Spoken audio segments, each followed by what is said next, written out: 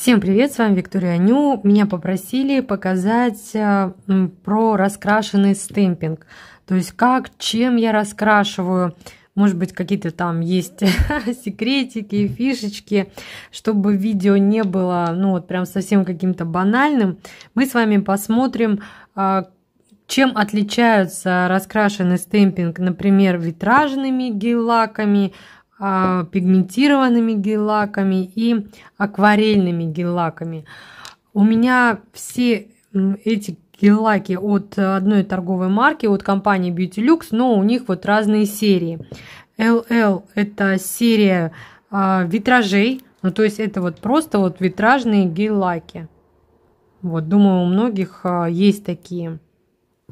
Серия LX – это пигментированные именно гель-лаки.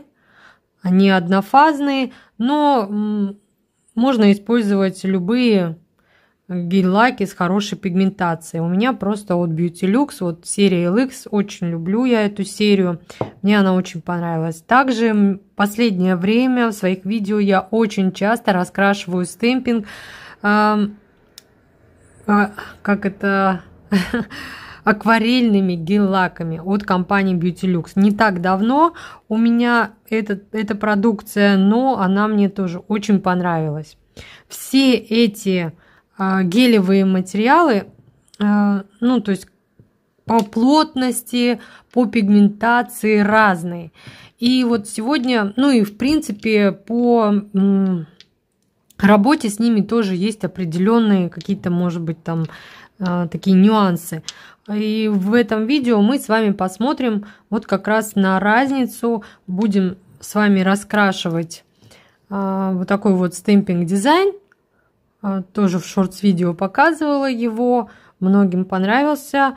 И заодно, поэтому я подготовила. Сейчас вот один типс тоже с вами подготовим. Подготовила типсы. Вот. И заодно посмотрите, какой результат получается в зависимости от того, какими материалами раскрашивать.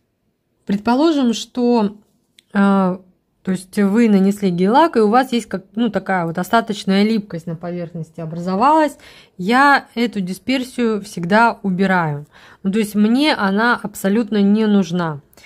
И вот теперь на чистый типс, без дисперсии, цветом перекрыли вы, либо гелем вы делали укрепление, там, наращивание, у вас после полимеризации образовался дисперсионный слой, вот его, во всяком случае, я удаляю, мне так удобнее, комфортней работать.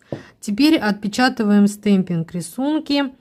В данном случае я беру рисунок похожий, одинаковый, такой же, как и вот на тех рисунках, которые вот типсы у нас есть. Для чего? Просто чтобы вам наглядней было, и вы для себя потом смогли отметить, то есть вам нравится эта пигментация, не нравится, нравится результат вообще раскрашенный или как. Так, вот отпечатала листочек и отпечатываю, где это цветочек. Кувшинка она там или что оно там.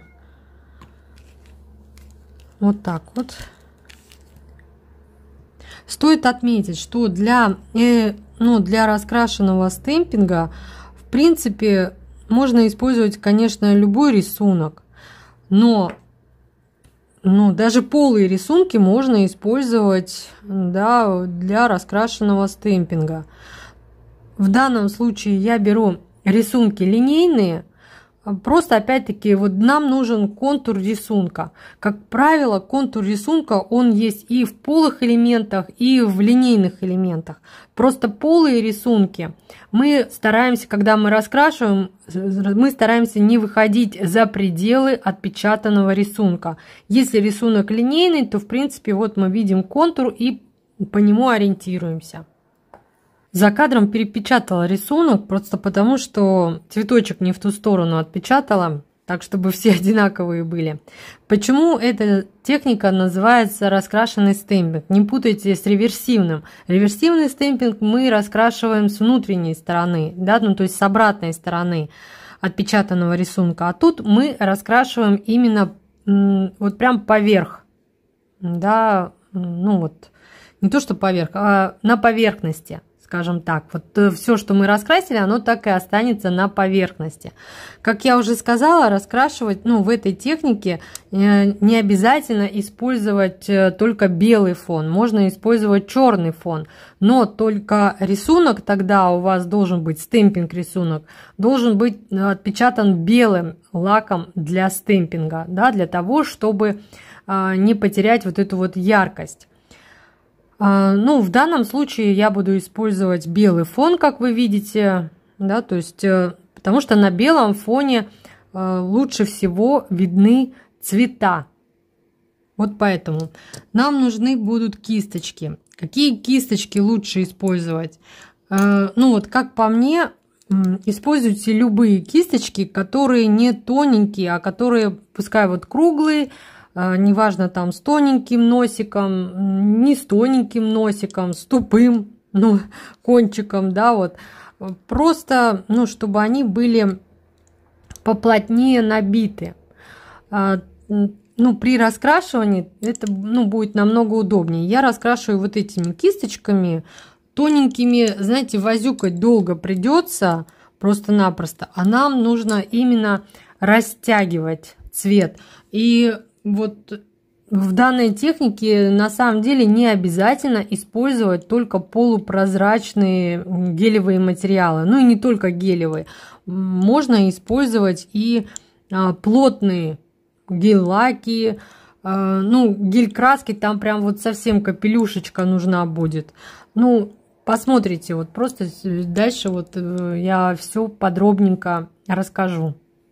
Первый типс я буду раскрашивать витражами. Тут вот на палитре они у меня есть, эти цвета. Напомню, что это серия LL у компании Beautylux. Так, вот каким цветом, не знаю, начну. Пожалуй, вот изначально лучше начинать все-таки с какого-то более светлого оттенка. Неважно, что вы раскрашиваете, просто берите оттенок посветлее. И вот так вот растягиваю просто-напросто цвет. Вот поэтому нам и нужна такая более плотно набитая кисточка для того, чтобы цвет можно было растянуть. Вот так вот растягиваю. Тут, конечно, я стараюсь не выходить за контуры рисунка. Тем не менее, знаете, ну то есть я, вот знаете, я не тот человек, который умеет рисовать, там, у которого рука там как-то правильно поставлена. Но тут абсолютно ничего сложного нет. Если вдруг так получилось, и вы каким-то образом, ну, вышли за пределы контура, просто возьмите чистую кисть, это ведь гелевый материал, и вот таким вот образом уберите просто-напросто вот то, что где вы там куда не туда залезли.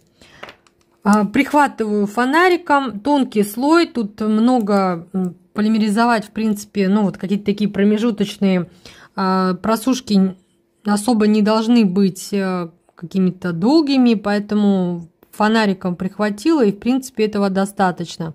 И теперь выкладываю еще слой, делаю, ну, уже там, где мне нужно цвет поярче.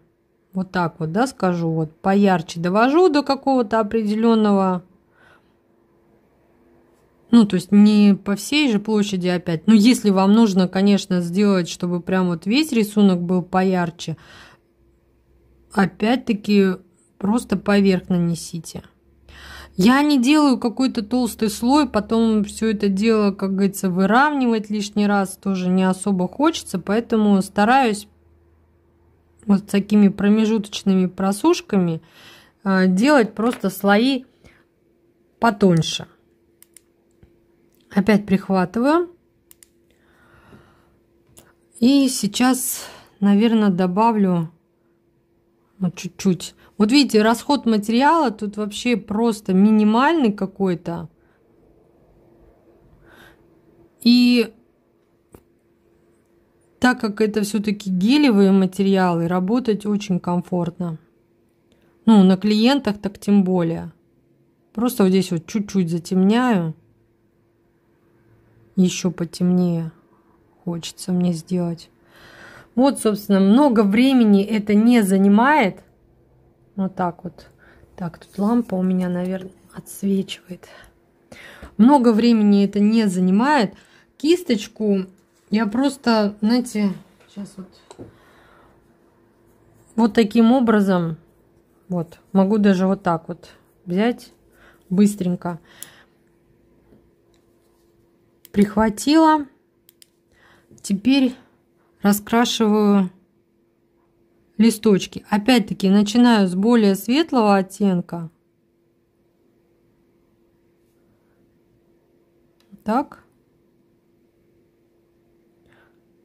Учитывайте то, что, ну, как бы мне еще вот под камеру туда вот лазю.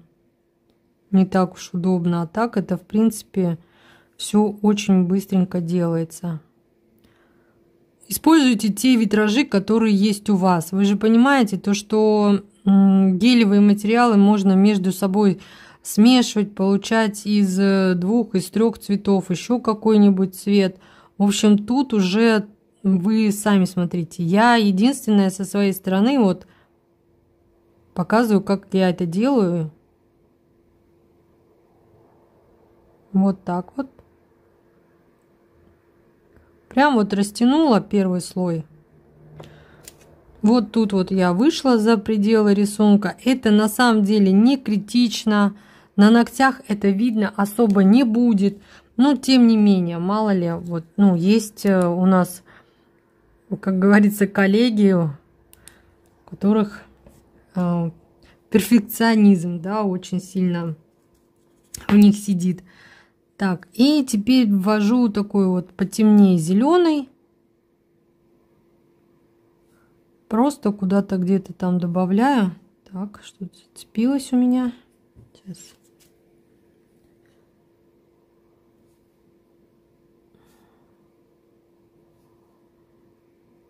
Вот так вот.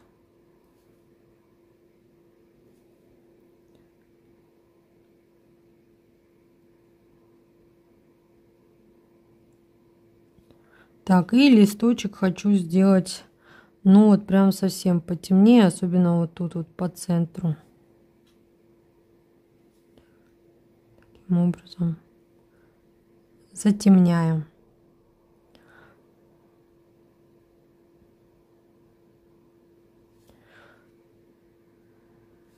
Можно не делать каких-то промежуточных просушек, а прям вот смешивать цвета при выкладке. Да, такой вариант тоже возможен. Ну, то есть это уже на ваше усмотрение. То есть если вы знаете, что, например, 2 цвета между собой очень хорошо смешиваются, то, ну, и получается какой-то вот еще там цвет красивый, то почему бы и нет. Согласны? Вот такой вот у нас вариант. Очень быстро. Ну, то есть тут абсолютно нет ничего сложного. Ну, вот кисточку, вот от кисточки, да, много зависит. Если бы, например, вот я это все пыталась растягивать, вытягивать вот этой вот тоненькой кисточкой, это бы все затянулось намного дольше. Намного дольше. А так все быстренько, в принципе, происходит.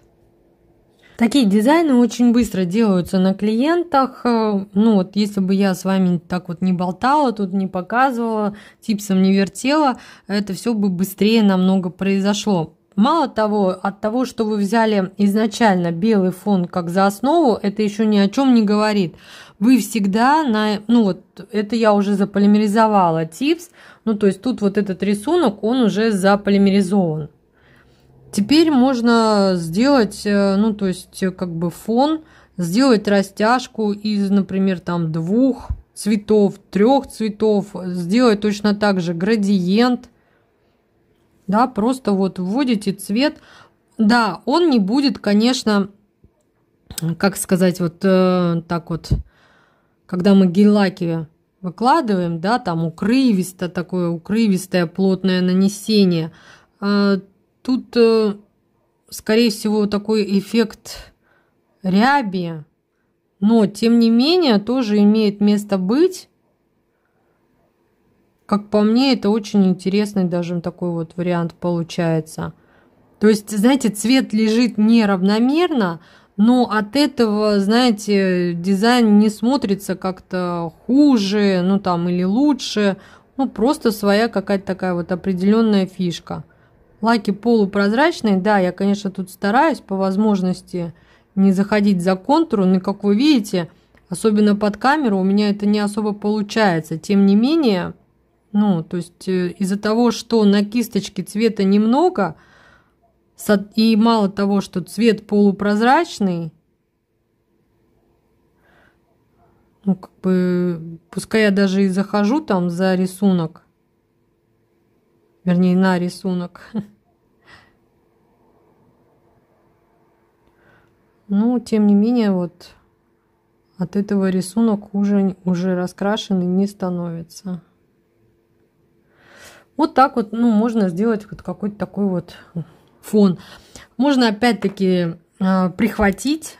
Ну, то есть, если вам, например, не хватило яркости в фоне, ну, просто имейте в виду то, что это витражи, они, в принципе, не могу сказать, что вот какие-то особо... Ну, то есть, вы же понимаете, это не пигментированные какие-то такие вот материалы, поэтому тут, собственно, ждать от них какой-то безумной пигментации просто нет смысла. Тем не менее, можно вот немножко наложить еще один слой. Да. Вот такой вот вариант. Все, и отправляем в лампу на полимеризацию. Вот, это мы с вами раскрашивали именно витражными гель-лаками. Они полупрозрачные. Дальше я буду раскрашивать пигментированными гель-лаками у Beauty-Lux. Это серия LX.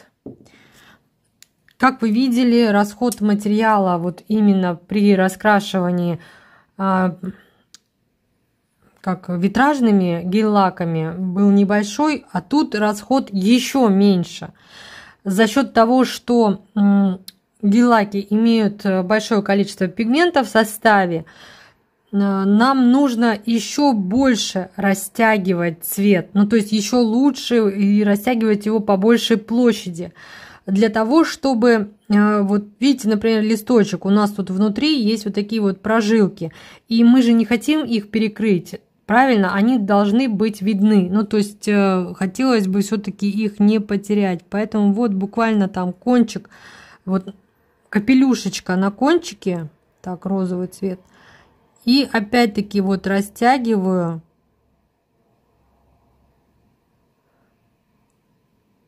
Как можно, вот прям вот эту вот капельку и растягиваю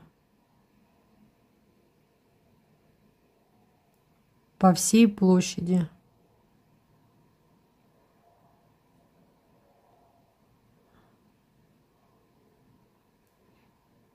Ну, по площади, которую нам нужно раскрасить. Так.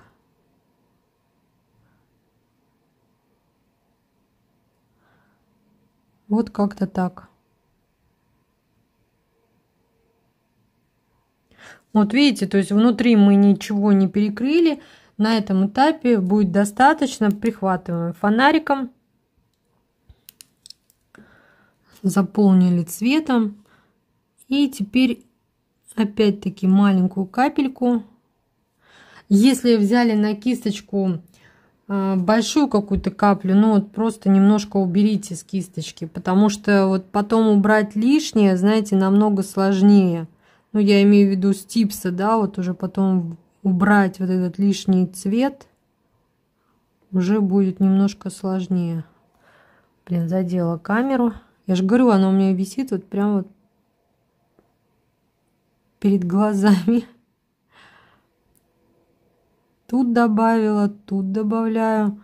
Вот это все вот одним набором, вот маленькой капельки. Тут немножко прорабатываю, тут делаю поплотнее, поплавнее, вернее, переход,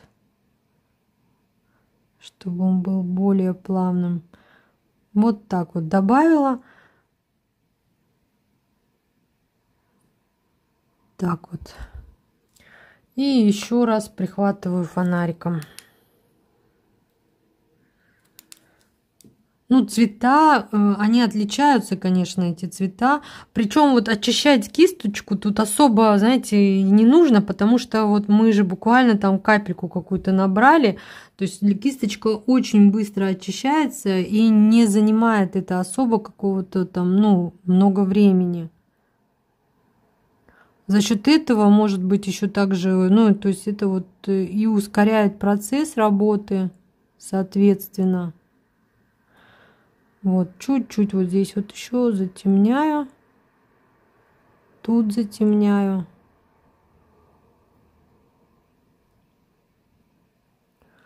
Вот, и тут затемнила. Если вам нужно сделать какой-то такой вот плавный переход, у нас же только на кончике кисточки материал, а вот так вот можно вот так вот раз прихлопывающими движениями сделать вот переход более плавным с одного цвета в другой. Тут не то, что будут цвета между собой перемешиваться, а вот именно такой вот легкий такой переход с одного цвета в другой. Вот, пожалуйста. Все можно уже отправлять на полимеризацию. Но я вот просто сейчас фонариком прихвачу. Этого будет достаточно. И это такое вот, знаете, небольшое фиксирование, да, промежуточное. Оно также ускоряет процесс. На самом деле намного проще потом уже взять и когда вы уже полностью раскрасили все, заполимеризовать все это дело уже сразу одним скопом. Вот так вот. Ну, листочек тут проще раскрашивать, потому что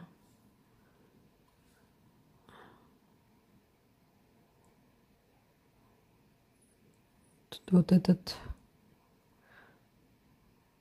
Здесь точно такая же ситуация. Если вышли за контур, кисточкой сухой просто взяли и убрали все, что не нужно. Эти, ну вот, и витражные гель-лаки, и вот эти вот пигментированные гель-лаки, они не смазывают стемпинг рисунок, поэтому возюкать можно как угодно. Опять прихватила. И теперь ввожу уже такой темный, темно-зеленый цвет.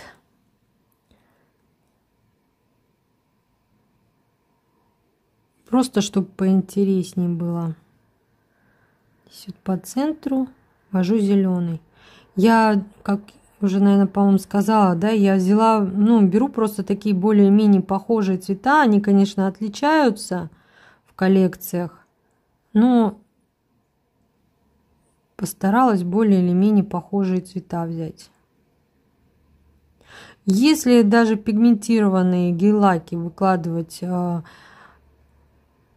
тонким слоем, то в принципе, вы сами видите, вот какой результат получается. То есть у нас рисунок основной, он как был виден, так он и остался виден. Ну и вот пузиком кисточки таким вот образом просто делаю более-менее плавный переход. Все.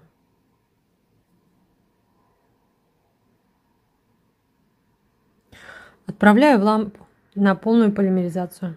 Тут также при работе с плотными пигментированными гелями можно сделать фон.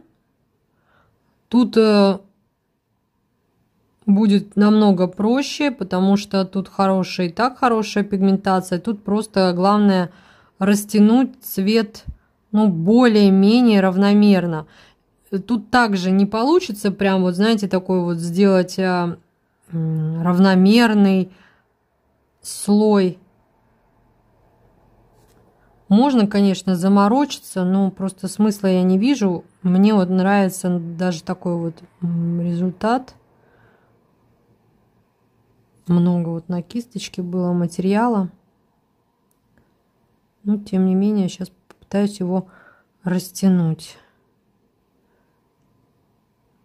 Тут я уже стараюсь, конечно, то есть не попадать на рисунок, на раскрашенный рисунок, потому что все-таки тут пигмента побольше, намного больше в материале, поэтому мне вот эти вот моменты не особо нужны. Но тем не менее сделать это также не так сложно. Повторюсь, это в принципе такие быстрые дизайны.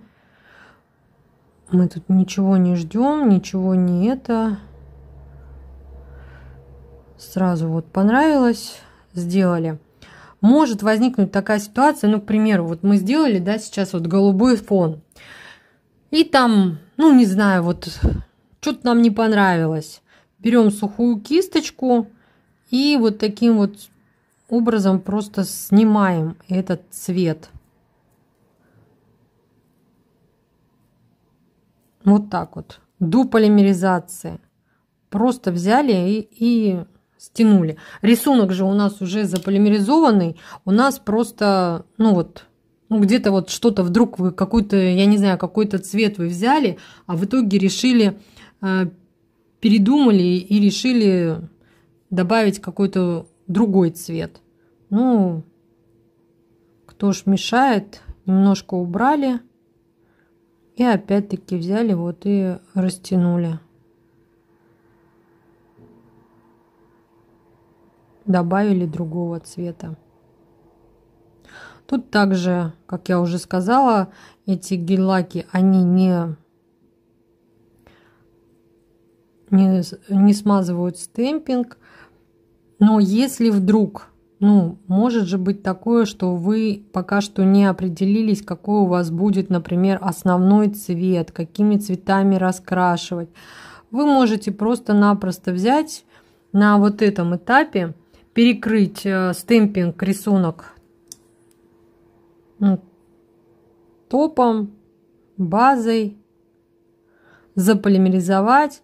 И если вдруг вам что-то не понравилось, например, то, как вы раскрасили, вы можете просто взять до полимеризации, удалить все, что раскрасили, и по новой раскрашивать. Стемпинг рисунок у вас от этого никуда не денется. Вот два варианта. Видите, тоже довольно все быстро. Причем расход материала, как я говорила, вот совсем небольшой. То есть раскрашивай сколько хочешь. Правда, на эту палитру я вот эти краски там поставила по нескольку капель, уже не знаю сколько месяцев назад. И вот они у меня все тут и, как говорится, хранятся, тут и все лежит. И при этом все никак не закончится. Для следующего типса я беру серию SR. Это акварельные гель-лаки. Вот именно гель-лаки. То есть мы их полимеризуем в специальных маникюрных лампах. Вот так вот я их выставляю на палитру. Они подсыхают немножко, но не полностью. Вот абсолютно не критично. Если вы хотите ими пользоваться в технике вот как акварельная роспись, то вам понадобится вот какая-то емкость, и вы туда добавляете обезжириватель и таким образом как немножко растягиваете цвет. В данном случае я не буду особо растягивать цвет. Так, какой мы тут... Ой, тут также расход небольшой, буквально вот на кончик кисточки. И растягиваем.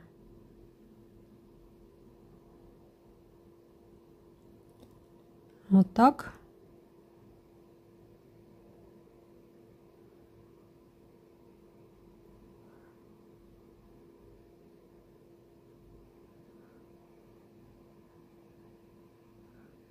Это я еще, знаете, стараюсь. Я, конечно, стараюсь на самом деле под камеру делать как-то это все аккуратнее. Но вот видите, все равно, бывают такие вот раз промашка, да. Вот быстренько убрали сухой кисточкой. И все нормально. 3 секунды заполимеризовали. И наслаиваем. Еще один слой. Так. Кисточка, она, знаете, так вот пушится немножко.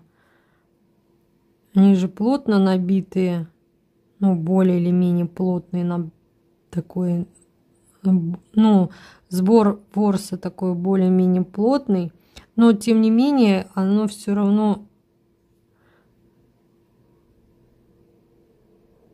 при работе какого-то такого прям острого кончика нет. Так. Да я, в принципе, тут и не вижу смысла, знаете, вот именно прям, чтобы тонкий острый кончик был. Мне главное, чтобы это очень быстро все вот так вот тушевалось. Все. Опять-таки пузиком. Прям вот так вот беру. Сглаживаю цвета между собой. Вот. Видите? Ничего аккуратного тут не делаю. Но тут я, тут я заметила, думаю, что-то я не то делаю-то, блин. Я вот здесь вот листочки, оказывается, беру и закрашиваю. Такая вообще молодец. У вот этих акварельных гель-лаков очень хорошая пигментация, очень хорошая. Вот так вот уберу. Видите, там пигмент, он остался. Ну да ничего страшного. Можно его, конечно, размыть. Но я просто так оставлю. Там пигмент остался, потому что мы же с вами первый тонкий слой уже заполимеризовали, поэтому он и остался. Кстати, второй типс я точно так же раскрасила вообще. Тут же вот у нас должны быть зелененькие вот эти штучки-то. Да, вот это у нас же зелененькое должно быть. Прям вот так вот поверх сейчас и раскрашу. И сразу будет у нас уже такой темно-зеленый. Вот, можно немножко размыть. Когда кисточка влажная, кончик кисточки легче контролировать. Когда кисточка сохнет, то кончик уже не остренький, а такой взъерошенный, скажем так. Вот такой цвет получился. Ну, здесь у меня нету светло-зеленого, темно-зеленого, поэтому я просто делаю первый слой, растягиваю, насколько это можно. У меня только один цвет зеленого. Ну и вообще в этой коллекции только один зеленый цвет. Вот, просто растягиваю по возможности на всю площадь. Видите, тут я как-то особо, знаете, не аккуратничаю. Тем не менее, так, вот тут вот мне не нравится то, что вот я очень сильно, когда убирала этот цвет, очень сильно за пределы рисунка вышла. Вот кисточку немножко тут я смочила в ацетоносодержащей жидкости и убрала. Ну вот тут вот будьте аккуратны, главное не попасть на рисунок, который был сделан обычным лаком для стемпинга, мы же отпечатывали. Вот этот рисунок может поплыть. Ну и вот чуть-чуть вот здесь вот добавляю еще цвета.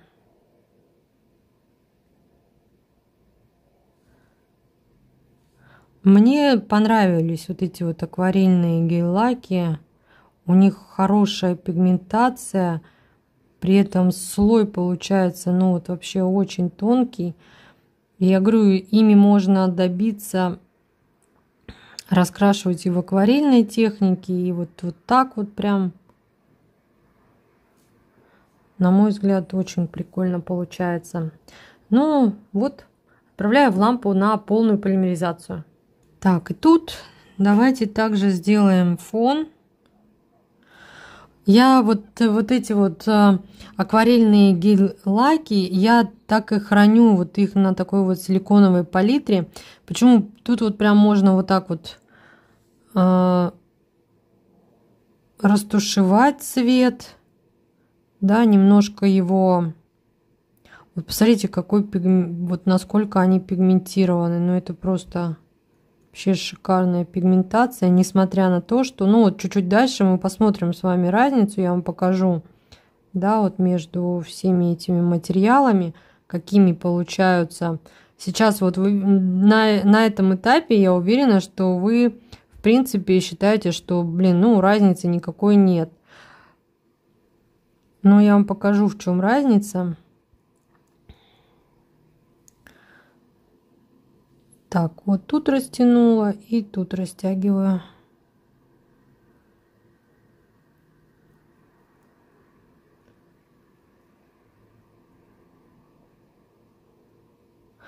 Почему мне удобно на вот этой силиконовой палитре? Тут, например, очень удобно, вот, например, взять и вот так вот разбавить цвет. Вот. Прям на силиконовой палитре. Мало того, я вот именно так и храню на силиконовом коврике. Просто убираю вот в палитру, вот, которую вы видели, и все, и там оно у меня лежит. Когда надо, достала. Лишний раз в сами пузырьки не залазю. Ну все, отправляю в лампу на полную полимеризацию. Ну и вот у нас все три варианта в одном кадре. На что я хочу обратить тут ваше внимание. Тут мы раскрашивали рисунок витражами. Видно, думаю, вам тут очень хорошо видно то, что вот, например, внутри, обратите внимание, листочки, вот эти вот прожилки очень хорошо видны, при этом, ну, как рисунок полностью закрашен. Вот сравните с типсом, где мы раскрашивали пигментированными гель-лаками. Да, мы точно так же раскрасили, все хорошо, цвет поярче, не знаю, как вам тут вот на камеру, вроде оно как одинаково, цвет поярче, но это, знаете, ну, не могу сказать, что это вот прям большая какая-то разница. Но тем не менее, вот эти вот прожилки внутри, да, листочки, они вот видите, немного все равно перекрыты пигментом. Хотя вы видели то, что я старалась растянуть цвет максимально тонко, чтобы в итоге он был выложен. Но вот эти вот прожилки, которые внутри рисунка, они у нас все-таки немного перекрываются. Не знаю, вот так вот. Вот насколько вот тут вот четкие. Да, вот рисунок полностью четким так и остался. И вот тут вот немножко вот здесь вот, например, где мы потолще слой выкладывали, вот в этом месте, да, уже видно, что, конечно, черный цвет лака для стемпинга не перекрылся, но видно, что немножко у нас вот, как сказать, черный уже стал не таким черным. Но, тем не менее, такой эффект тоже имеет место быть. Возможно, кому-то вот именно такой вариант больше понравится. Вот и тут вот точно так же. Давайте вот сравним. Тут, значит, пигментированные гель-лаки, а тут акварельные гель-лаки. Вот тут точно так же. Хотя вот здесь вот цвет зеленого темнее, но тут прожилки четко видны, потому что что акварельные, что витражные гель-лаки, они на полупрозрачной основе, и пигмента там, в принципе, ну, как бы немного, да, считается. Но посмотрите, насколько лучше по пигментации именно акварельные гель-лаки, нежели витражные. Витражные, они, ну, по своей, вот они как-то, знаете, они такие вот полупрозрачные, да, вот витражные, вот, ну, вот действительно витражные. А акварельные, вот у них все-таки, да, очень хороший пигмент, да, они вроде бы тоже полупрозрачные, но вот у них какой-то вот более плотный, что ли, пигмент, другой пигмент, я не знаю, как угодно это назовите, но эффект получается, ну, как по мне, вот если по пигментации, намного круче. Вот если в двух словах, то в витражах мне иногда не хватает пигментации, насыщенности цвета. Ну, может быть, даже не иногда. в пигментированных гель-лаках не хватает прозрачности. Ну вот, скажем, вот иногда вот нужно вот именно для определенных дизайнов, именно чтобы было, ну вот прям такой вот прозрачный момент. Но по пигментации тут вот все хорошо. А вот в акварельках, вот в акварельных гель-лаках, вот мне хватает и пигментации, и, соответственно, прозрачности. В пигментированных гель-лаках там просто видно есть все-таки белый цвет, да, и вот он все, ну, как бы немножко вот где-то, ну, вот черный становится более таким мутным. А здесь и прозрачность, и пигментация, в общем, меня в этом плане все очень даже устраивает. Я использую для раскрашивания все эти материалы. То есть для техники раскрашенный стемпинг они все подходят. В каких-то случаях я беру витражи, в каких-то вариантах я беру гель-лаки, в каких-то вариантах я беру акварельки. То есть я использую их все. Но тут вы уже сами смотрите. Сработать, как вы видели, очень быстро и легко. Никаких сложностей не возникает. На любом этапе вы можете поправить рисунок, даже если где-то что-то не так раскрасили. Ну, мало ли там, вот как я, например, вот на камеру, да еще переживаю, и закрасила не ту часть, вообще не тем цветом, который нужен был. Но, тем не менее, вот убрали просто цвет, ну, поверх прям нанесли новый цвет, и все в порядке, все хорошо. От этого никак картинка хуже не стала. И ну вот на сегодняшний день мне очень нравится работать именно акварельными гель-лаками. Ну, по технике вы сами видели. В принципе, не старайтесь, знаете, с первого слоя навалить кучу материалов. Не нужно этого делать. Во-первых, будут толстый слой, будут неровности. Так вот у нас дизайны получаются довольно тонкими. То есть, в принципе, тут выравнивающего слоя будет вполне достаточно, причем такого, ну, среднего. Объема как такового у нас дизайн никак не прибавил, поэтому, ну вот вы сами в принципе видели то, что вот 3 типса и очень быстренько все это делается. Если говорю без болтовни, без демонстрации, без съемки, это вообще все очень быстро происходит. Ну и, ну, не знаю, вот что еще тут добавить. Конечно, если в данном случае, например, я использовала, ну, вот такой вот рисунок несложный, да, скажу так, несложный рисунок. Если, например, тут были бы задействованы лица, например, да, где там более надо скрупулезно подойти к вопросу раскрашивания, то да, я бы, наверное, сидела, ну, там как-то аккуратненько, там что-то старалась. Но мы не часто используем такие дизайны, а вот какие-то такие цветочные, то это все-таки почаще, тем более летом. Тем не менее, и поверьте мне, и с лицами там тоже все намного, ну, тоже довольно быстро все происходит. Ну вот что, вот такое видео у меня в итоге получилось. Надеюсь, кому-то это было полезно. Если вдруг какие-то вопросы у вас остались, пожалуйста, задавайте их. Вот. Ну, я буду очень вам признательна, если вы поддержите меня в комментариях сердечком, плюсиком или смайликом. Вот. Я, как всегда, желаю вам всего самого наилучшего. До скорых встреч!